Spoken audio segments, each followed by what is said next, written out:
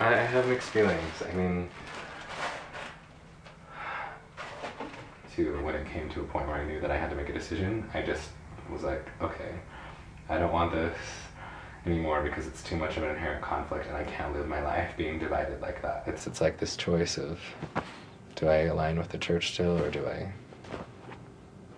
decide to live in this conflicted state of self-loathing? I don't know what to do.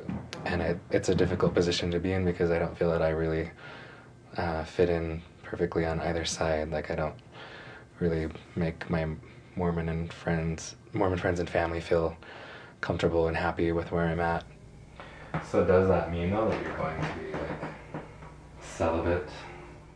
The church has made it clear that it's okay to have those feelings of same-gender attraction, which is the terminology that they use, but you can never act on that.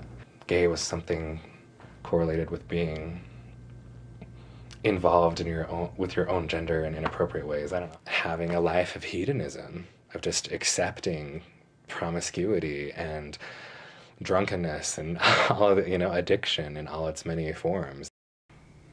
I want you to be happier, that's all. I still try, like I said, to live what I see as Christian values, as gospel values that I believe in and that I love. So does that mean that things are off with Jim, or not necessarily?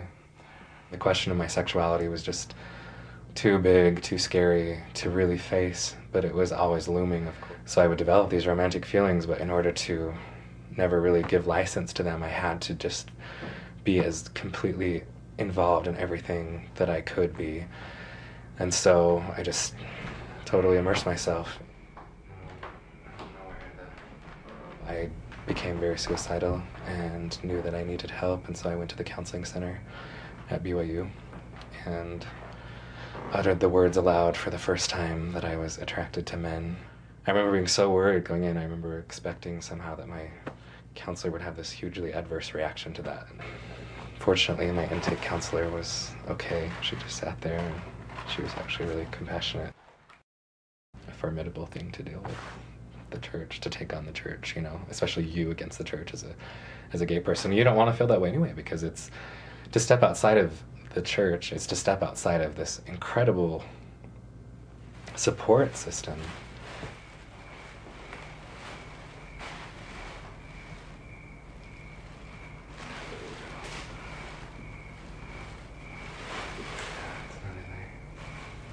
And I feel like I've really been blessed, which sounds, I don't know, it's interesting terminology, I guess, to use in this context, but I really do feel like I've been blessed. Of course, once you're disenfranchised and relegated to that position of being a marginalized population, it creates an inherent reaction in you of wanting to stand up for what you believe in. And so maybe it's something that we declare more loudly, but I think that heterosexuals, if anyone questioned that about them, would do the same thing. I would love to have a husband and kids who feel accepted and loved and cherished, and I think that I have a lot to offer.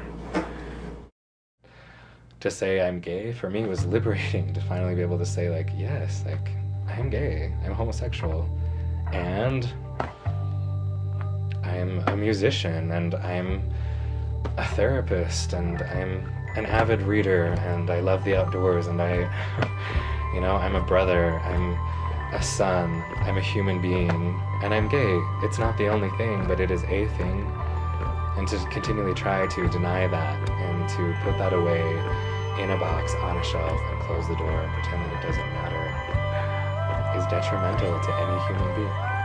I think love is not something that you hear in one sentence. Love is something that you feel through consistent actions.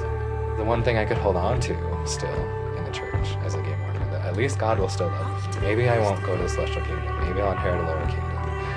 Maybe I won't always be with my family, but at least God will still love me. Maybe I won't be able to be in His presence, but at least conceptually He'll still love me.